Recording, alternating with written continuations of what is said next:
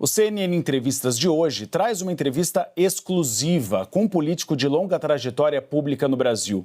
O currículo dele é extenso. Ele é ex-presidenciável e ex-deputado federal, foi governador do Ceará, ministro da Fazenda do governo Itamar Franco, ministro da Integração Nacional no primeiro governo Lula, dentre tantos outros cargos importantes na história da política brasileira.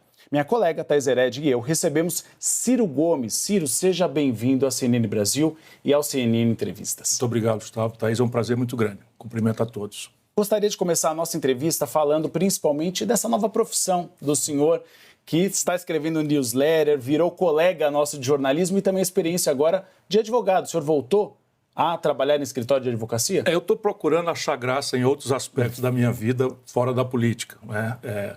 Não vou jamais abandonar a luta, porque essa é a minha vocação, o amor ao Brasil é o que me move. Não é de se colocar no currículo, mas esses cargos todos ao longo dessa vida extensa, eu nunca respondi por um processo, nunca. Nem para ser absolvido, o que nada mais é do que a minha obrigação, eu gosto sempre de dizer, mas num país em que a corrupção virou praticamente regra na política, talvez já seja de ser mencionado. Veja, eu toda semana escrevo, porque eu me ressinto, como brasileiro, não é, de uma informação analítica, não factual, que vocês fazem muito bem, mas analítica. O que é que significa superávit primário? Por que se persegue com tal selvageria a construção de excedentes, arcabouço fiscal, enfim?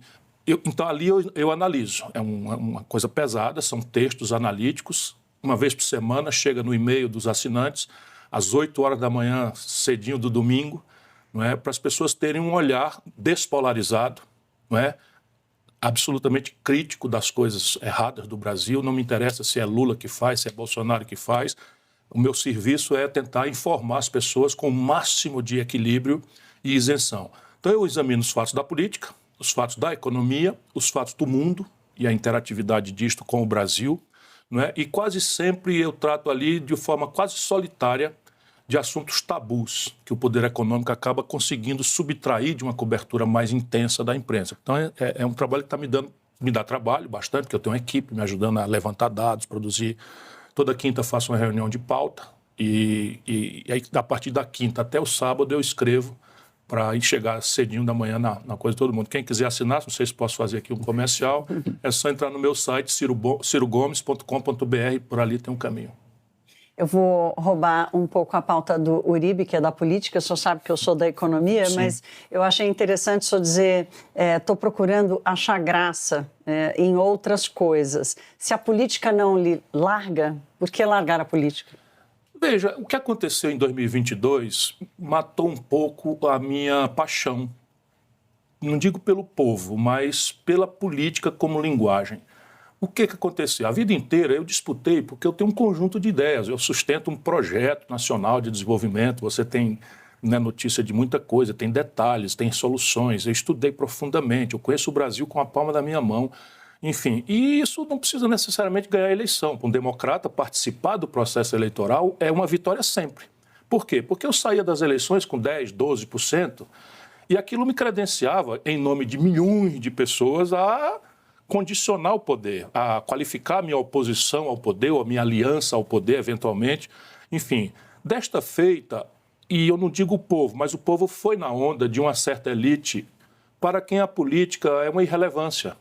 Então, a política para os barões do mundo artístico, do mundo dos intelectuais, eles não querem nem saber, estão todos no plano de saúde, se lixando para a saúde pública, estão todos na mensalidade escolar para os filhos, se lixando para a educação pública, e esses assuntos são os que me comovem. Todos estão na segurança privada, carro blindado, condomínios, né, armados até os dentes e tal, e a segurança pública é um desastre no Brasil.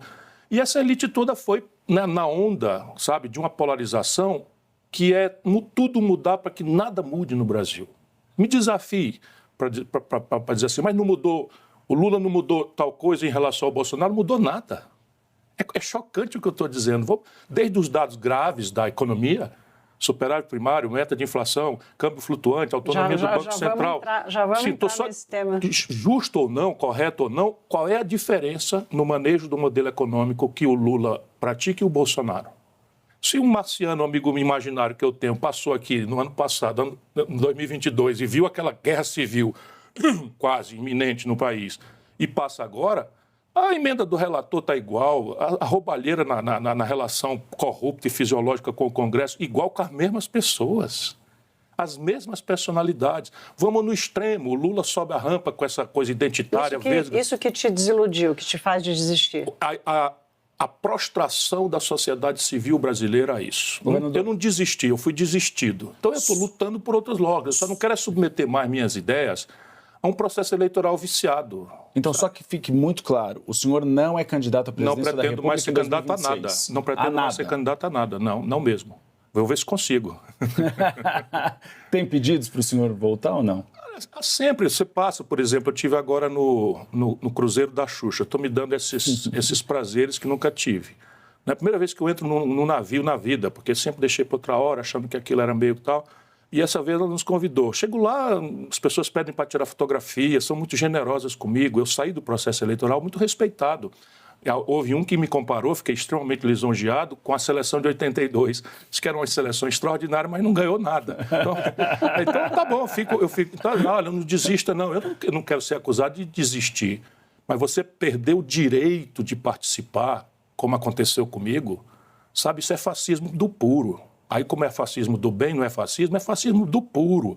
O petismo, é fascismo na veia. Eu não quero conviver com fascista, nem bolsonarista, nem petista. O senhor já começou a fazer uma crítica em relação ao governo de Luiz Inácio Lula da Silva. Como o senhor resumiria o governo até então?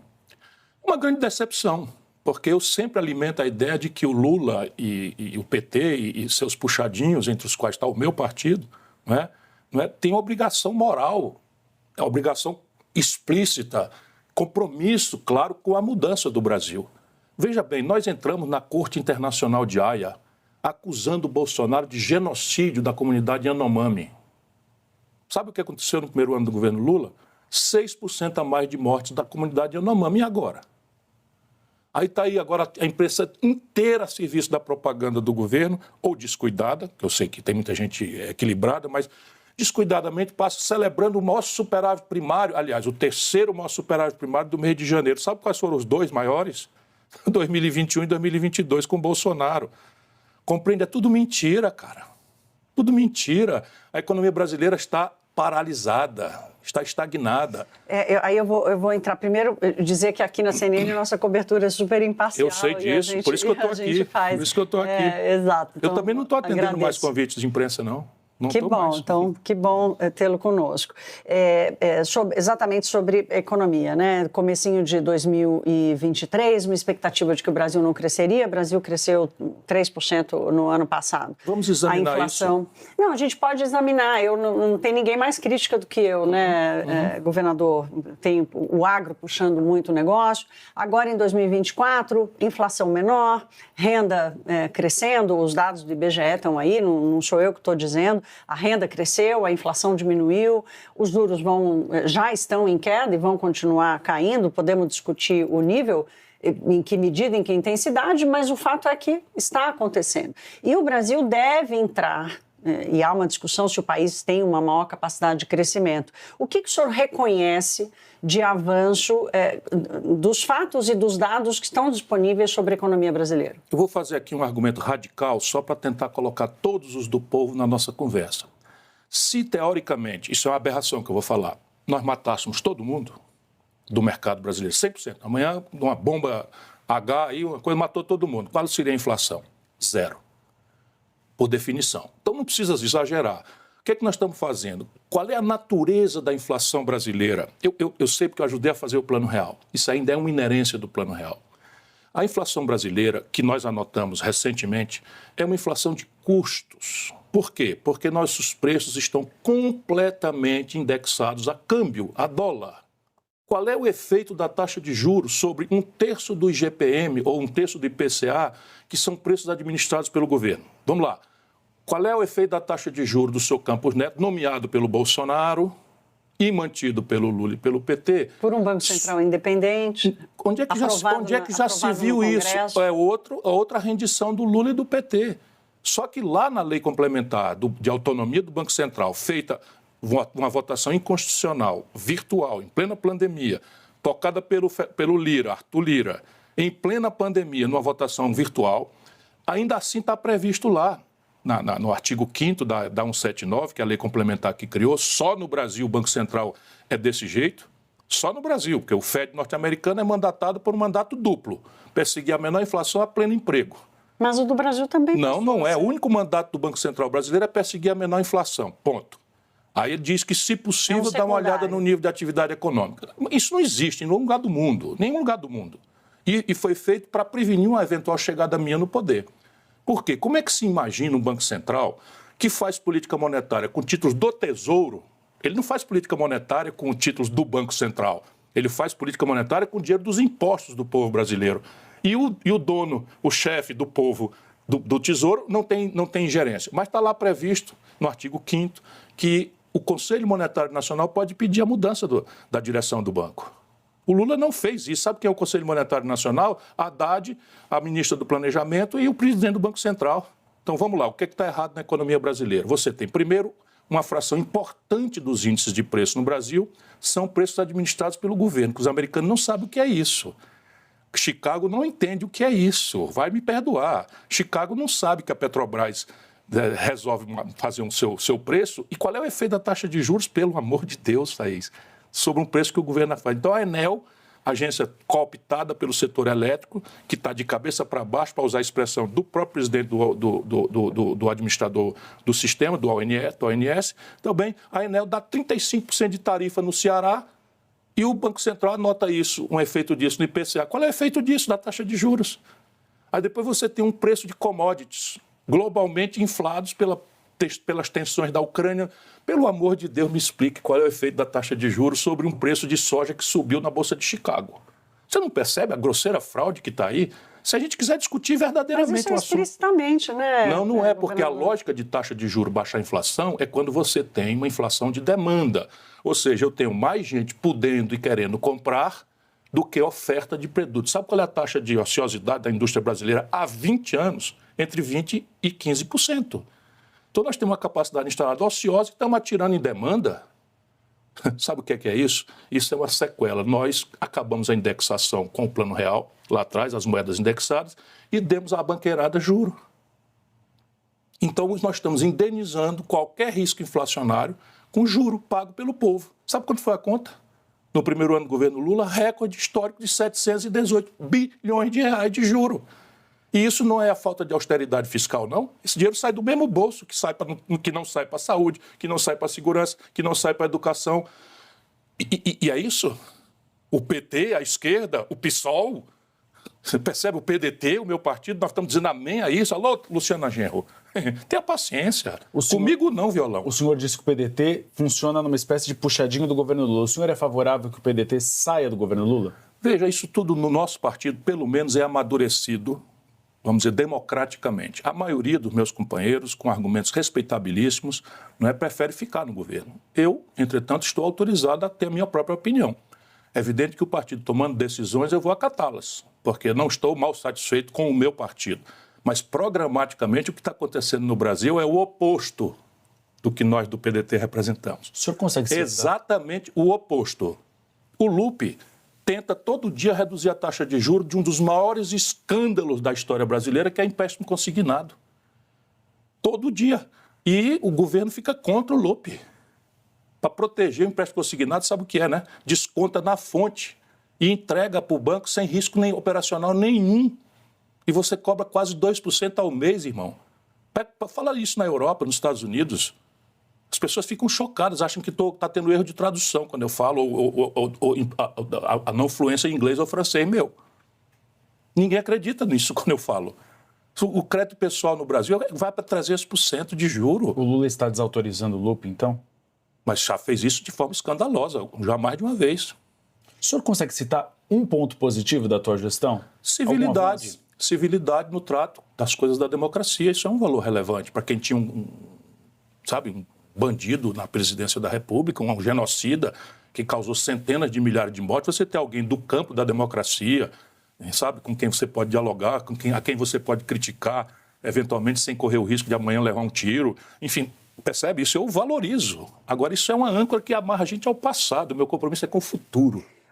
Numa das suas newsletters, o senhor escreveu elogiando a política industrial que foi recém-lançada pelo governo. Procurou a Luiz Mercadante, presidente do BNDES, e depositou ali alguma esperança de que ela dê certo. Por quê? Porque é um conceito.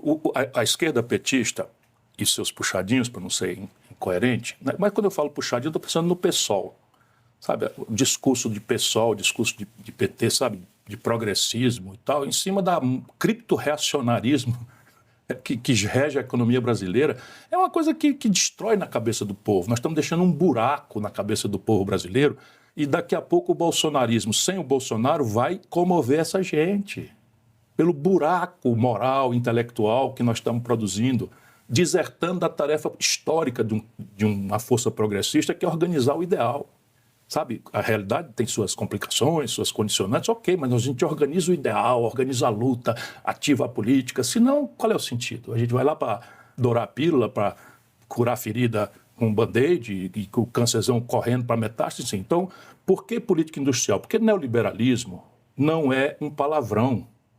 O PT, para denunciar o neoliberalismo, falou do neoliberalismo como se fosse um palavrão. E não é um marco de economia política. Perverso, insustentável, já desmoralizado intelectualmente no mundo, ninguém mais defende, está todo mundo agora um neoprotecionismo, neonacionalismo na economia, grandes políticas industriais acontecendo na China, já era, mas nos Estados Unidos acontecendo, na Alemanha fazendo, e no Brasil, finalmente, né, o governo reconhece a necessidade conceitual. Então eu escrevo porque eu quero ajudar. Escrevo, está aqui, examinei várias edições, está aqui, esse aspecto aqui tem tal defeito, mas tal virtude, é potencial e tal. É tudo mentira. O que é mentira? Toda a política industrial é mentira. Essa que vai ser adotada pelo Essa que governo? anunciou-se é mentira. E eu, examinando, fui cair nos recursos. Como é que você anuncia uma política industrial sem mexer na condição de comércio exterior do país? O ex-tarifário em vigor no Brasil, as tarifas de importação, eu que fiz. Lá no longínquo ano de 94, quando nós organizamos o Mercosul. A mais alta do mundo. Nós organizamos o Mercosul em 94. 94 não é a mais alta do mundo, Thaís. Sabe por quê? Porque o industrial alemão se financia a 0% de juro ao ano. O industrial brasileiro se financia a 40%. Se a tarifa brasileira não cobrir essa externalidade, que não diz de ineficiência nenhuma do produtor brasileiro, ele morre. Por isso o Brasil é sede da maior desindustrialização da história do capitalismo mundial e segue sendo. Percebe? Então não faz, tem esse primeiro defeito. Depois você, por prostração propagandística, porque é mentira, abandona o setor de petróleo e gás, porque não é mais moda. Ora, pelo menos nos próximos 30, 40 anos, um país como o Brasil tem por fazer em petróleo e gás. O que não quer dizer que a gente não entre em paralelo na economia verde, na descarbonização. Nós nem regulamentamos a produção de hidrogênio verde, percebe? Depois você vai para a grana. Quanto é que o Brasil vai embotar na superação do retardo tecnológico extenso, que é uma das razões da nossa incapacidade de competir no nosso mercado e em terceiros mercados? Sabe quanto é que eles botaram para fazer? 300 bilhões. Sabe quanto é que o BNDES aplicou durante o período Bolsonaro, para a gente esculhambar logo aqui, com o indizível Bolsonaro, o canalha Bolsonaro, o que quer que eu diga mais o quê? Mais do que isso. Por quê? Porque eles só fizeram empacotar os dispêndios médios do BNDES e anunciaram como coisa nova. Então, o que você está falando é que a ideia é boa, mas a execução... Não vai acontecer nada. Vamos lá, o desenrola. Todo mundo que me acompanha sabe que eu transformei a denúncia da inadimplência das famílias brasileiras num problema de macroeconômico. Você com inadimplência de 72 milhões de pessoas humilhadas no Serasa e SPC, você não tem como alavancar uma das ferramentas do crescimento econômico, que é o consumo popular.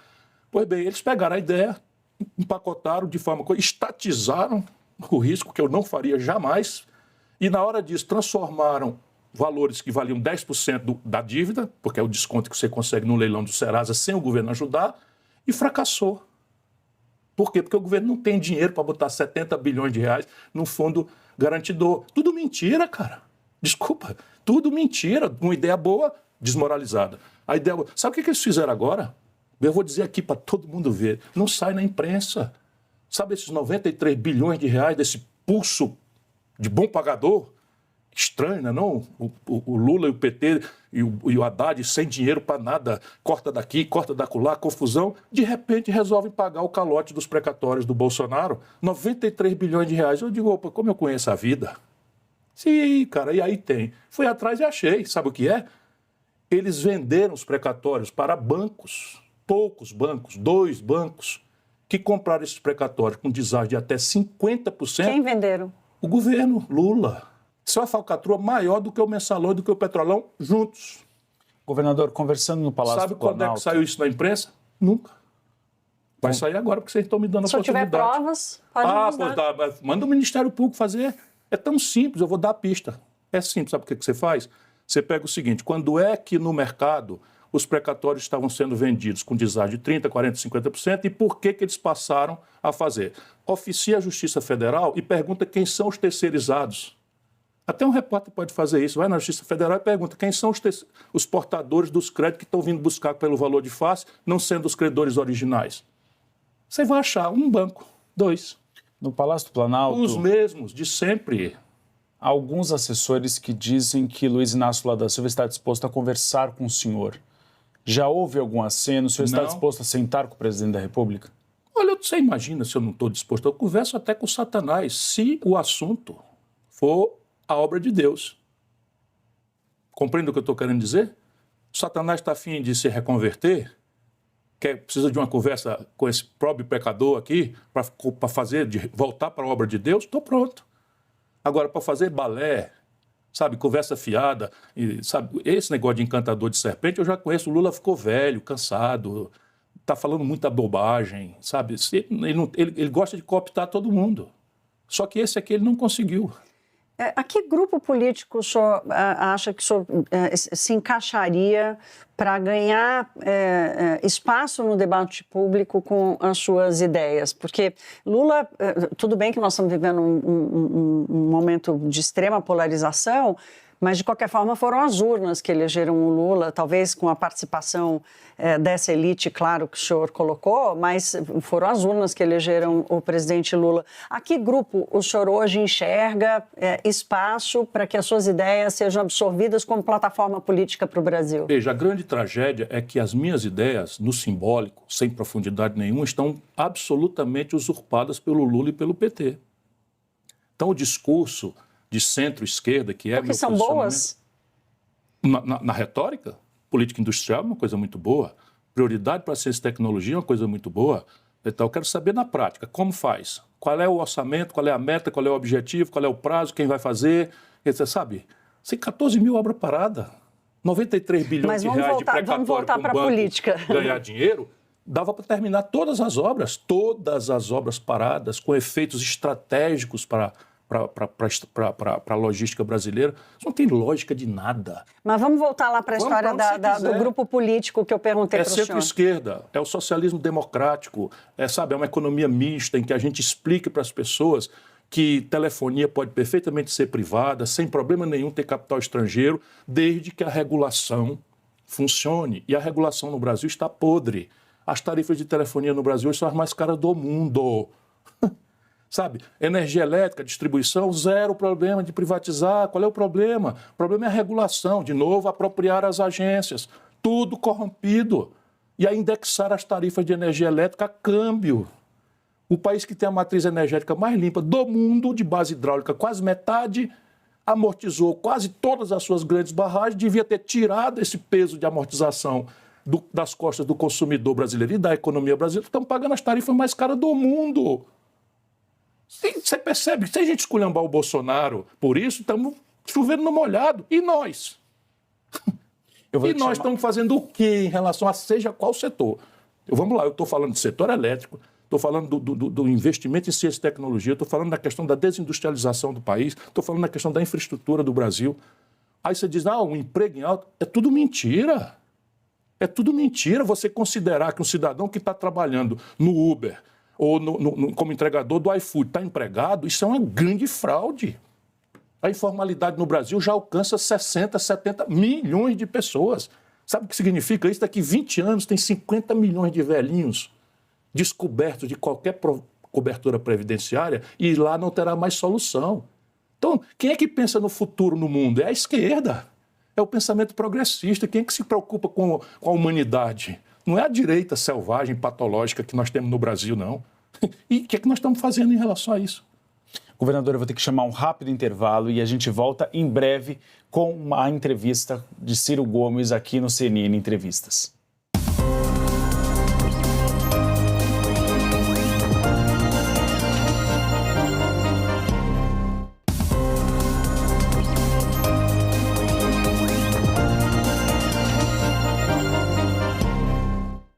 O CNN Entrevistas está de volta hoje com uma entrevista exclusiva com Ciro Gomes. Governador, eu gostaria de falar um pouco da família do senhor. O senhor teve um desentendimento com Cid Gomes durante a campanha eleitoral. Os senhores já voltaram a conversar? Estão com uma relação harmoniosa?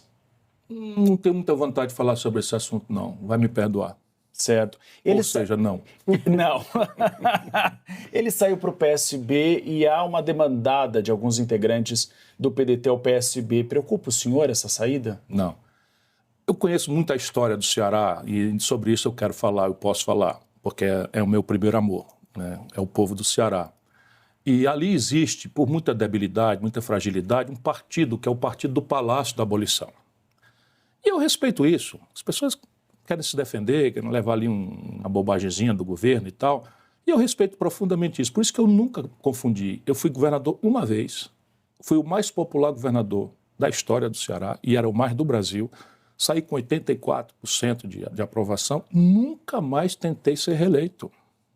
Por quê? Porque eu considero a reeleição uma impertinência e dou coerência ao meu discurso. Pelas tantas, então, eu resolvi, me tornei inelegível por força de lei, aos 50 anos de idade, para criar uma liderança nova, com todos os dotes extraordinários, que é o Cid. Fiz um esforço imenso para abrir caminho para outra liderança nova, o Camilo Santana. E essas pessoas se reuniram, sabe, por pura vassalagem ao lulismo. O mesmo fenômeno que aconteceu no Brasil, ali não houve um desconto sequer para considerar que eu dei vida política a eles. Nem um telefonema, nada, zero. Então, assim, o senhor não conversa nem mais com o Camilo Santana? Não. Para mim, e veja, quando eu rompo, porque quando eu faço tudo para que eles cresçam, uma das coisas que eu tenho que fazer é sumir. Nunca aceitei esse grau de recurso contra a decisão, senão não nasce uma liderança. Como o Lula nunca deixou nascer uma liderança perto dele. Me diga quem é o segundo petista. O Haddad, que era o cara que tinha perdido a eleição para a reeleição de São Paulo, que é um pau-mandado. A Dilma, que vinha de ser do PDT, sem tradição nenhuma e tal, para ele continuar mandando. Isso é uma estratégia de coronel que eu tenho um horror a isso. E lá no Ceará nós temos um trauma com isso. E a turma do Bolsonaro ainda me chama de coronel, né? Então eu resolvi não ser candidato e me transformei em inelegível, porque o meu irmão, sendo governador, eleito e reeleito, eu não posso ser candidato a nada lá no Ceará. E o Tasso dizia, mas você está louco? Com 50 anos de idade? Não, pai, isso não dá vez às outras pessoas. O senhor acha que Jair Bolsonaro será preso? Vai ser. Mas eu espero que com a prudência e a franquia que ele tem direito, como qualquer bandido, mesmo que seja uma pessoa como ele, qualquer bandido tem direito a devido processo legal. E se o Supremo, por estrelismo, continuar fazendo bobagem, monocrática, decisões precárias, vai só cevar o argumento que cada vez mais faz ilegítima na opinião pública a sua conduta. Então o que é que tem que ser feito? Assegurar ao Bolsonaro ampla, total e irrestrita defesa, presumi-lo inocente, que é do devido processo legal, garantir todos os recursos e só com uma condenação coletiva e definitiva, com trânsito em julgado, e pagar os seus gravíssimos crimes. Como é que o senhor vê a legitimidade reconhecida ou percebida pela população brasileira do processo sendo conduzido pelo STF?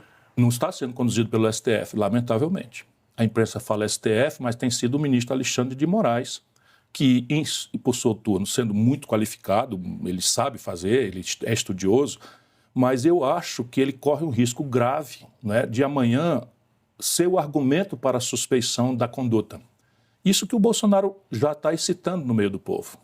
Foi por isso que o professor Mangabeira Unger, aliado do senhor, procurou Jair Bolsonaro em 2 oportunidades? Olha, você tem que perguntar ao Mangabeira Unger. Para mim foi um disparate e é muito improvável que as pessoas acreditem, mas eu soube disso pela nota da Mônica Bergamo. Como eu conheço o Mangabeira, eu digo, e é bem capaz de ter feito mesmo. Aí ele faz um desmentido absolutamente desagradável para depois assumir que fez. O que eu posso dizer no escuro, não falei com ele nem antes e nem depois disso, ele é absolutamente autônomo, nós somos bons amigos, não deixarei de ser amigo e admirador dele, mas eu já disse certa feita a ele o que eu vou dizer aqui de novo. Ele é a prova da incompletude de nós seres humanos, porque é um gênio sem par no mundo, em ciências sociais e tal, um filósofo, um jurista, cosmólogo. Ele é uma figura absolutamente única no planeta hoje, o cérebro, o pensamento e tal. Mas como prova da incompletude humana, é um político desastrado. E fez isso sem conversar com ninguém. Mas eu afirmo para você, não tem maldade nenhuma, que ele foi amigos em comum, não sei o quê, e tal, ele foi lá conhecer o Bolsonaro, ouvir do Bolsonaro o que vai, falar coisas para o Bolsonaro e tal. E o Bolsonaro, como canalha que é, já botou na imprensa. A ingenuidade está condenada na política? Mas ser ingênuo na política é mortal. É mortal. Eu que o diga. Mas você sabe, é preciso não confundir ingenuidade com boa fé. Porque se você não tiver boa fé, também não faz sentido fazer política. Sabe, se você caiu, ontem entrei num táxi, o táxi me reconheceu, e aí, curioso, pergunta e tal, não sei o quê, no fim ele faz aquela afirmação que eu sei que está na cabeça de todo mundo, e eu, Ciro Gomes de antigamente, reagiria, mas eu absorvi. Ele disse, eu sei que todo político é ladrão, ou sei lá, todo político, nenhum político é santo. Ele ainda deu, nenhum político é santo. Pronto, é o que o povo pensa. Mas por quê? Porque se você não tiver boa fé, e se você não cultiva a decência só porque é importante cultivar, você vai cair na vala comum, você é um bobo. Minha mulher de vez em quando diz assim, a gente com dificuldade, me condeno aqui para pagar indenização ao Collor de Mello, condenado a 9 anos de cadeia, eu estou obrigado a indenizar por dano moral, porque critiquei o Collor fazendo o meu exercício de político, o que é pacífico na legislação, o que é pacífico na jurisprudência, o Tribunal de São Paulo me condena a pagar uma indenização completamente criminosa, quase R$1 milhão que eu não tenho. Aí minha mulher dizendo, tá vendo?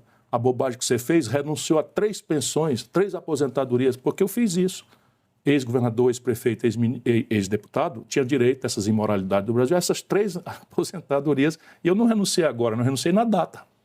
Mas assim, é de boa fé, eu não quero, que moral eu teria de estar falando o que eu falo aqui se eu tivesse sustentado pelo povo do Ceará com 3 aposentadorias. Mas hoje faz falta, os remédios estão caros para valer. Qual o prognóstico que o senhor faz para o Brasil nos próximos anos, na tentativa de se firmar como um líder, por exemplo, da questão da mudança climática, da transição energética? Como é que o senhor enxerga o reconhecimento do Brasil nesse papel, independentemente das figuras aqui que o senhor já tratou de nomes? O país como vocação e a forma como ele caminha para lá? As potencialidades do Brasil talvez são a maior dor que eu sinto. E, aliás, eu vou só parafrasear o Darcy Ribeiro. Assim, sabendo o Brasil que nós poderíamos ser, é a maior dor que eu sinto ver o Brasil como é. Percebe? E é o seguinte, esses potenciais estão postos. Nós temos 8.400 quilômetros de litoral, com ventos sazonais relevantes, ou seja, nós podemos ser a maior plataforma de energia eólica do mundo, não conseguimos até o presente dia regulamentar a energia eólica offshore. Por quê? Porque os canalhas de Brasília, e isso é o neoliberalismo à brasileira, estão enxertando em todos os passos da reconversão energética, da descarbonização, da energia solar, estão enxertando a conta do pagamento de termoelétricas sujas a carvão e a diesel, desligadas, que tem o status de receber take or pay, dados pelo Fernando Henrique, que o Lula mantém. Resultado é inviável, porque o take-off de uma energia nova é caro. Se você ainda em cima disso enxertar subsídios corruptos à energia velha que tinha que ser assassinada e enterrada, percebe? Então você tem problemas, o Brasil está importando derivados de petróleo, 25% do diesel que circula nos ônibus de São Paulo, interferindo o câmbio na tarifa de ônibus do povo. E o setor de transporte coletivo, pela uberização, por não sei o que e tal, está definhando no Brasil. E nós estamos importando do estrangeiro óleo diesel. Por quê? Porque a marina, o marinismo, contaminado pelas coisas da Alemanha, da Itália, tal, acham que petróleo é uma coisa que está... Eu também acho. Mas a nossa emergência de reconversão não pode abandonar o fato de que o Brasil tende a ser um dos maiores produtores de petróleo do mundo, ainda por 30 anos. E aí nós estamos virando aquilo que é o projeto Lula-PT para o Brasil, um exportador de óleo bruto, de produto barato, sem valor agregado, e um importador de produtos industrializados. Tenha santa paciência. Importar óleo diesel, querosene de aviação do estrangeiro, com capacidade extraordinária do que o Brasil tem, de verticalizar aqui, transferir para a sociedade brasileira a eficiência da Petrobras, que produz um barril de petróleo no pré-sal por grande escala por $8 antes dos impostos. $8!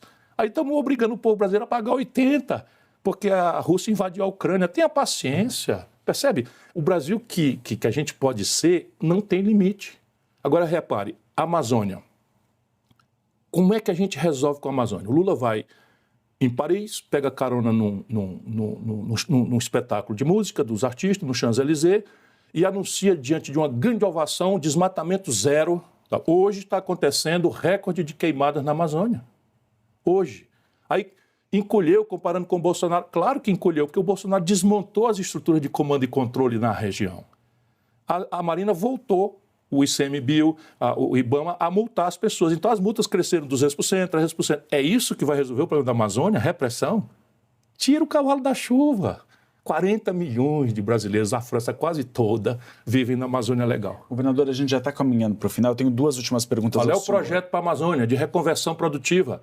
Como é que nós vamos ensinar para as pessoas que só sabem desmatar para fazer mineração, desmatar para tirar madeira, desmatar para criar gado, desmatar para plantar?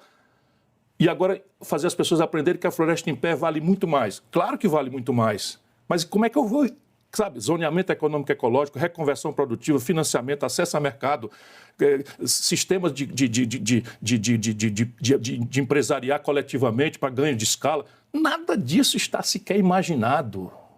Isso é a deserção máxima do pensamento progressista brasileiro. O senhor disse que... E os artistas estão batendo palma para isso. Os intelectuais, tudo dizendo amém, porque senão o Bolsonaro volta. Vá pro diabo. O senhor disse que o Lula tem falado bobagens. Por que o senhor considera que ele tem falado bobagens? Porque é muito, irmão. É muita bobagem. Muita. A última agora tem gravíssimas sequelas para nós, brasileiros, e para a humanidade, potencialmente. Mas por que falta assessoramento? O Lula é aquilo que eu chamo de arrogância ignorante. Né?